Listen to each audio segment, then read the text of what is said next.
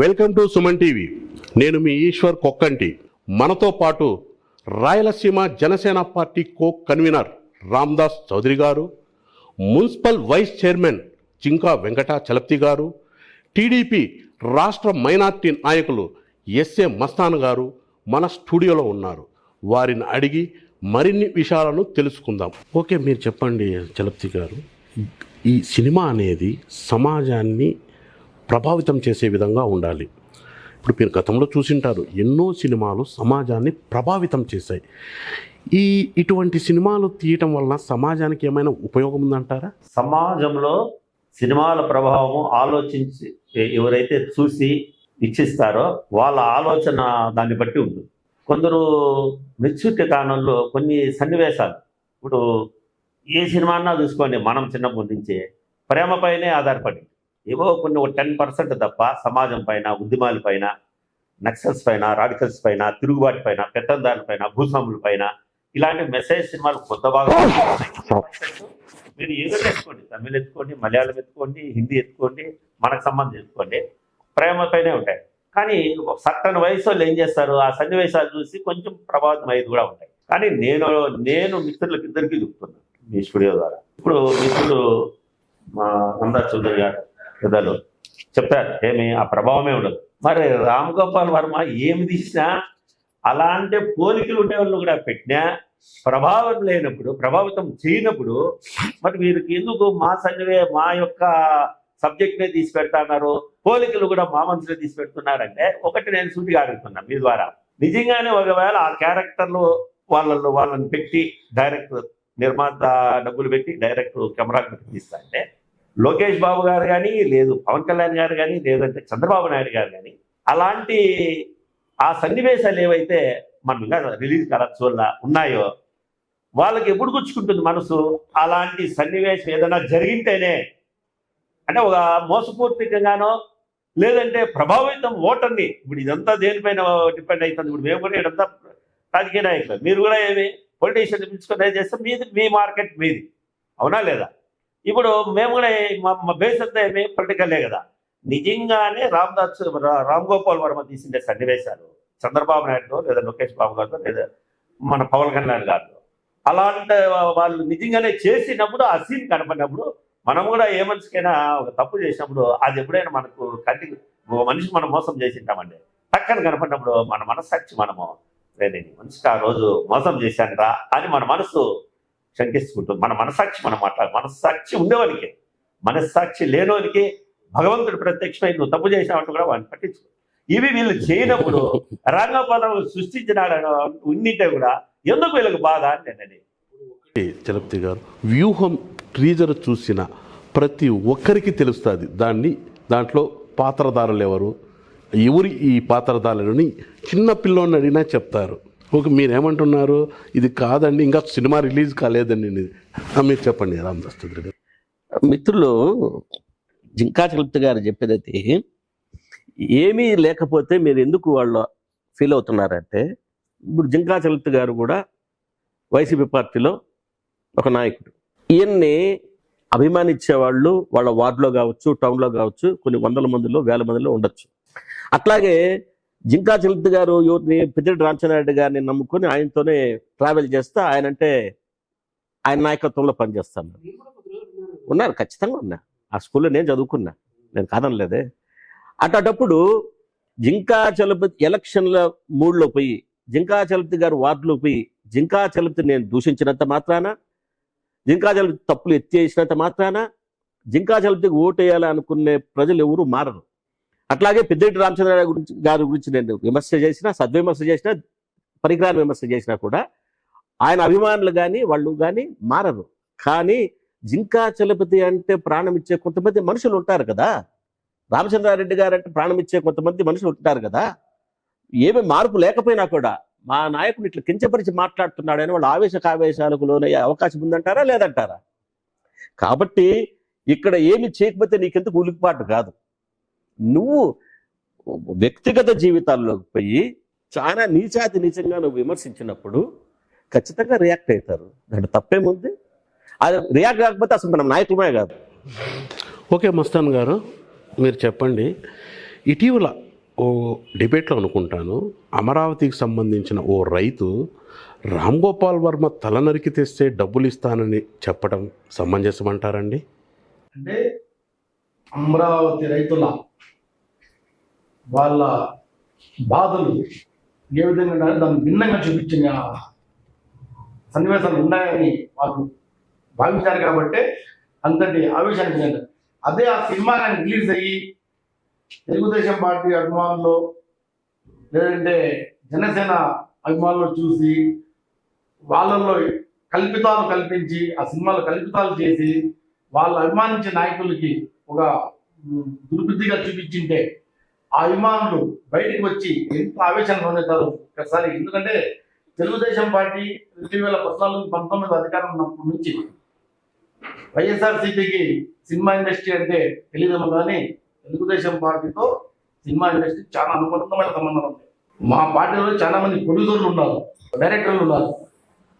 అటువంటి సందర్భంలో మేము అధికారం ఉన్నప్పుడు రాజశేఖర రెడ్డి గారి మీద కొన్ని సినిమాలు తీస్తామంటే అప్పటి ముఖ్యమంత్రి గారు ఎటువంటి దిశలో కానీ ఒప్పుకోరు. ఎందుకంటే ఇది వారి వ్యక్తిగత జీవితాలని మీరు పెట్టే అధికారం ఎవరికి కానీ. ఎందుకంటే యాత్ర సినిమాలో రాజశేఖర రెడ్డి గారు చేసినటువంటి మంచి పనులు ఆయన వీరుడుగా దిరుడుగా చూపించారు.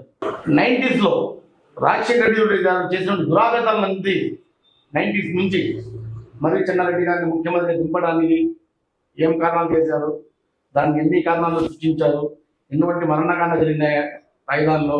తర్వాత పివి నరసింహరావు గారు ప్రధానమంత్రి అయిన తర్వాత ప్రధానమంత్రి హోదాలని కడపకు వస్తే అన్ని చెప్పులు విసరడము, ఇటువంటి సన్నివేశాలన్నీ పెట్టి సినిమా తీస్తామంటే చంద్రబాబు నాయుడు గారు అస్సలు ఒప్పుకోలేదు. ఎందుకంటే ఏ ఒక్కరిని కించపరిచే సినిమాలు తీసి ఈ రాష్ట్ర ప్రజలకి చెడు సంకేతాలను పంపాల్సిన అవసరం లేదు. ప్రజల దేవుడు, సమాజమే దేవాలయం అనే దృక్పథంతో రాజకీయ పార్టీలు పోవాలి తప్ప ఇటువంటి ప్రొడ్యూసర్లో ఏదో ఒక డైరెక్టర్ని తెచ్చి మనం ఇటువంటి సన్నివేశాలంతా వాళ్ళ వ్యక్తిగత చరిత్రలంతా తెర మీద పెట్టి నేను విపరీతంగా రామారావు గారిని అభిమానిస్తాను. ఒక సినిమాలో రామారావు గారి నుంచి ఒక చెడుగా చూపిస్తే నేను ఎంత ఆగ్రహానికి లోనవుతాను, నేను బయటకు వచ్చి ఏం చేస్తాను. లాండర్ ప్రాబ్లం క్రియేట్ అయింది.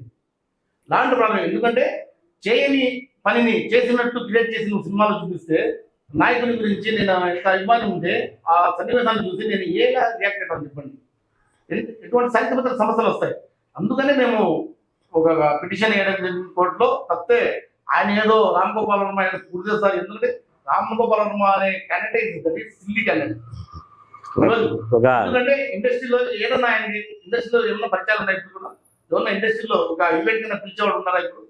ఎందుకంటే కేవలం కాంట్రవర్సీ సినిమాలతోనే ఆయన పంపం పట్టిస్తున్నారు. ఈ ఇన్వెస్టర్లు పెట్టుబడిదారులు ఆయన డబ్బులు ఇస్తున్నారు, దాంతో బతికేస్తున్నారు తప్పితే ఈయన సినిమా ఇండస్ట్రీ పనికిరాడు. ఎందుకంటే మన రాష్ట్రంలో కాకుండా ఇతర రాష్ట్రాల్లో కానీ రామ్ గోపాల్ వర్మ కానీ ఉండింటే మాత్రము ఖచ్చితంగా ఆయన రాష్ట్ర బహిష్కరణ చేసేవాళ్ళు. సినిమా అనేది ఒక వినోదమైన, ఎందుకంటే తల్లి బిడ్డలు తెలుగుతాము, ఎందుకంటే ఒక పోస్టర్ పడితే వీళ్ళే చూడాలని లేదు, అందరూ ఫ్యామిలీతో పోయి చూస్తాము. అటువంటి సినిమాల్ని ఈరోజు ఈ విధంగా వాడుకోవడం చూస్తే ఈ రాష్ట్రానికి వైఎస్ఆర్సీపీ పార్టీ ఏం సంకేతాలు పంపిస్తుందో వాళ్ళ నిర్ణయానికి. ఇంతసేపు మీరు మమ్మల్ని ఇంటర్వ్యూ చేశారు. నేను ఒక క్వశ్చన్ 2 క్వశ్చన్లు మిమ్మల్ని మేము చేస్తాను. ఇప్పుడున్న తెలుగు చలనచిత్ర సీమలో ఈ ఆర్జీవి అనేవాడు అల్పుడు నథింగ్. ఈరోజు జనసేన తెలుగుదేశం మైత్రిలో చిత్రసీమలో కూడా మెగాస్టార్ చిరంజీవి గారి కుటుంబం, నందమూరి కుటుంబం చాలా ఉన్నత స్థాయిలో ఉన్నాయి. మరి ఆర్జీవి చేసిన ఈ పని, అతని వెనకాల ఉండి చేయించిన వ్యక్తులు, మేము జగన్మోహన్ రెడ్డి గారి వ్యక్తిగత జీవితం గురించి కానీ, వాళ్ళ బాబాయి మర్డర్ కేసు గురించి కానీ, ఇంకా లోతుగా పోతే చాలా విషయాల మీద మేము సినిమా తీయాలని మా నాయకులు ఇద్దరు కానీ నిర్ణయిస్తే మాకు సాధ్యమా అసాధ్యమా అని మాకు సంస్కారం ఉంది, మాకు ఒక పద్ధతి ఉంది. ఎందుకంటే సోదరులు చలత్ గారు చెప్తున్నారు, మాకు మా పార్టీకి ఆ చిత్ర నిర్మాణానికి సంబంధం లేదు. మరి ఆ చిత్ర నిర్మాణం ఈవెంట్కి మంత్రి రోజా గారు, అంబటి రాంబాబు గారు వీళ్ళందరూ పోయి అక్కడ కామెంట్లు చేయడం కూడా మనం చూసాం. కాబట్టి పరోక్షంగా కాదు ప్రత్యక్షంగానే ఆ సినిమా వెనకాల వైసీపీ పెద్దల హస్తం ఉందని చెప్పనేసి మేము పూర్తిగా నమ్ముతున్నాం. వాస్తవం కూడా అదే నిర్ణయం మేము తీసుకుంటే, జనసేన తెలుగుదేశం మేము కూడా ఇట్లాంటి సినిమా చేయాలని మేము నిర్ణయం తీసుకుంటే మమ్మల్ని ఆపగలరా? అప్పుడు మీ మౌనభావాలు దెబ్బతినవా? అప్పుడు మీ అభిమానులు హత్యగారా? ఇప్పుడు రాజశేఖర రెడ్డి గారి అభిమానులు కానీ, జగన్మోహన్ రెడ్డి గారి అభిమానులు కానీ, కొంతమంది పెద్దలు కానీ, కొంతమంది సంస్కారం ఉండేవాళ్ళు కానీ కొంత నిగ్రహించుకోగలరు. కానీ నిగ్రహించుకోలేని యువత కానీ, నిగ్రహించుకోలేని కార్యకర్తలు కూడా ఉంటారు కదా, వాళ్ళందరినీ రెచ్చగొట్టడమే కదా, దాని ద్వారా లాండ్ ఆర్డర్ ప్రాబ్లం క్రియేట్ చేసేటమే కదా. ఓకే. రామదాస్ చౌదరి గారు ఆరోపణ జింకా చలపతి గారు ఏం చెప్తారు? సినిమా తీగపై అంటే ఆ ప్రోగ్రామ్కి మీ అంబటి రాంబాబు గారు, రోజా గారు హాజరయ్యారు, ఖచ్చితంగా దీని వెనకాల మీ హస్తం ఉంది అని ఆయన అంటున్నారు. కామెంట్ కూడా చేశారు. దీని మీద మీరేమంటారు? ఇప్పుడు ఉమ్. మీరేమనుకోవచ్చో చెప్తాను. సుమన్ టీవీ మొత్తం చూస్తా అంటారు దేశమంతా. ఈశ్వర్ గారు జిగ్గా చలపతి సామాజిక వర్గం అని పిలిపించాడంటే అది సమంజసమా? మీరు మీడియా, మేము పొలిటీషియన్. దీనికి సంబంధించి రాజకీయానికి ముడిపడి ఉంది కాబట్టి ప్రధానమైన రాయలసీమ నాయకులు జనసేన రామదాస్ గారిని, అదేవిధంగా సీనియర్ నాయకులు టీడీపీలో మస్తాన్ గారిని మా పార్టీని మనం పిలిచారు. మేము ఆ కోణంలో చూస్తే అవుతుందా? ఎవరన్నా ఇంకా ఎవరో లేరా? ఈశ్వర్ గారు ఆయనే పిలిచారా? ఇప్పుడు మా పెద్దలు రామదాస్ చౌదరి గారు చెప్పేది కూడా ఎట్లుందంటే, ప్రొడ్యూసరు ఆ ఈవెంట్ ఎవరైతే ఆర్గనైజ్ చేశారో సహజంగా ఎవరు చేస్తే కూడా ఇలాంటివి కొంచెం పొలిటికల్ సంబంధించిన పిలుచుకుంటాం. చేసినోడు మా వాళ్ళని పిలిచినంత మాత్రాన దానికి మాకు సంబంధం అనే కంటే ఒకటి మీ పర్మిషన్తో ఒకటి చెప్తాం. మేమిద్దరం కూడా కాంగ్రెస్ చూడు, మా రామదాస్ చౌదరి గారి సతీమణి, మేము చాలా అభిమానించే మా స్వాతం కాంగ్రెస్లో ఎంపీపీగా మండల పరిషత్, బీసీ నాయకుడు మా ఎంపీటీసీ రంగప్ప గారు, పిసిసి అధ్యక్షుడు సత్యనారాయణ గారు, డిసిసి అధ్యక్షుడు సత్యనారాయణ గారు, సత్యనారాయణ గారు పిసిసి అధ్యక్షుడు కాదు సత్యనారాయణ గారు తెలంగాణ అంటే ఉమ్మడి రాష్ట్రం, చనిపోయారు కదా, ఉమ్మడి రాష్ట్రం. డిసిసి అధ్యక్షుడు మా నాయకుడు పెద్దిరెడ్డి రామ్.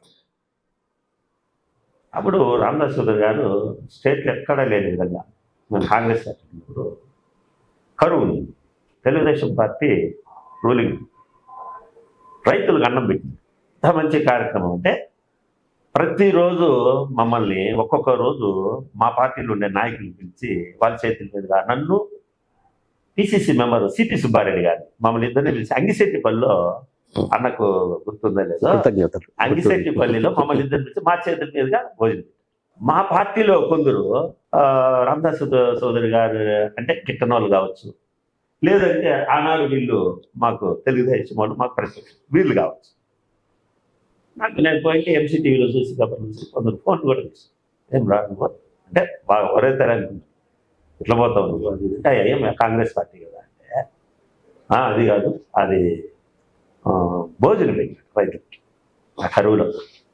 ఎంపీపీ వాళ్ళు మండల దీంట్లో బియ్యం వచ్చేస్తాయి, కళ్యాణ మండపం వైశాస్తి కనికాపల్లి ఆ సత్రంలో వాళ్ళు చేసి ఇచ్చేస్తున్నారు వాళ్ళు సొంతంగా. చూడయా నీకు అన్నతో చూసినావా అంటే మా పార్టీ వాళ్ళకి సమాధానం చెప్పినాను. తెలుగుదేశం వాళ్ళు కూడా ఆడాడ మాట్లాడుకున్నారు, మనకు వేరే వాళ్ళ విధంగా మాట తెలిస్తే కూడా సమాధానం చెప్పిన.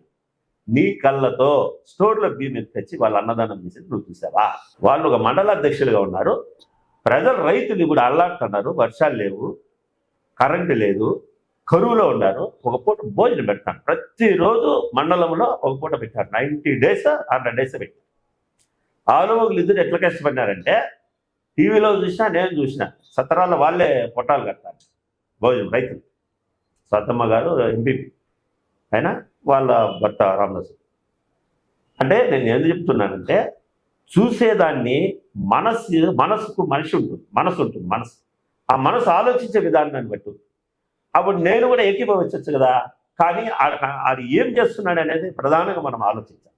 రైతు కరువులో ఇబ్బంది పడుతున్నాడు అన్నం లేకనప్పుడు ఒక మండలాధ్యక్షుడిగా ప్రతిపక్ష పార్టీ ఉంటే కూడా రూలింగ్ పార్టీ చేయని పని అది చేశాడు. దాన్ని తెలుగుదేశంలో ఉండే వాళ్ళు ఆనాటి కొందరు మా పార్టీలో గిట్టనోళ్ళు కామెంట్ చేస్తే నేను సమాధానం చేయను. నేను ఎందుకు చెప్తున్నా అంటే ఈ మిత్రులు ఇద్దరు చెప్పారు కొన్ని సన్నివేశాలు కొన్ని రెచ్చగొట్టేది ఇదిగా ఉన్నాయి. పైగా మిత్రుడు ఏమన్నాడు, వాళ్ళే పోయినారు అన్నాడు. మేము కూడా సినిమా తీయవచ్చు కదండి. సినిమా ఏముంది అసెంబ్లీలోనే అంటే గొడవలి లోపల మా నాయకుడు జగన్ అన్న వస్తా అంటే గొడ్డలి అని నినాదాలే ఇచ్చారే. ఇటువంటి సినిమాల పట్ల సెన్సార్ బోర్డు ఎలా వ్యవహరించాలి చెప్పండి ప్లీజ్. సెన్సార్ బోర్డు అనేది తనకున్న చట్ట పరిధిలో తను చూస్తుంది, తన నిర్ణయం తీసుకుంటుంది. ఒకవేళ సెన్సార్ బోర్డు వాళ్ళ నిర్ణయం తీసుకుంటే దాని మీద అపిలేట్ అథారిటీస్ ఉన్నాయి, దాని మీద అబ్జెక్షన్స్ ఉంటే కోర్టులు ఉన్నాయి. కాబట్టి సహజంగా ఇటువంటి సినిమాలకి అవకాశం పర్మిషన్ ఇవ్వకూడదు. ఇచ్చినారంటే అది వాళ్ళ డిస్క్రిషనరీ పవర్స్, విచక్షణ అధికారం. దాని మీద వీళ్ళకి ఏదైనా అభ్యంతరం అంటే అపిలేట్ అథారిటీకి పోవచ్చు. ఈ చర్చా వేదికలో మీరు మా స్టూడియోకి వచ్చినందుకు మా ముగ్గురికి ధన్యవాదాలు. సుమన్ టీవీ కూడా, ప్రజాదరణ గల సుమన్ టీవీ కూడా మా యొక్క మదనపల్లి పట్టణంలో పెట్టడానికి చాలా సంతోషం ఉంది. ఇంకా అంచెలంచెలుగా ప్రపంచ స్థాయిలో ఇంకా మంచి పేరు తెచ్చుకోవాలని. Thank you.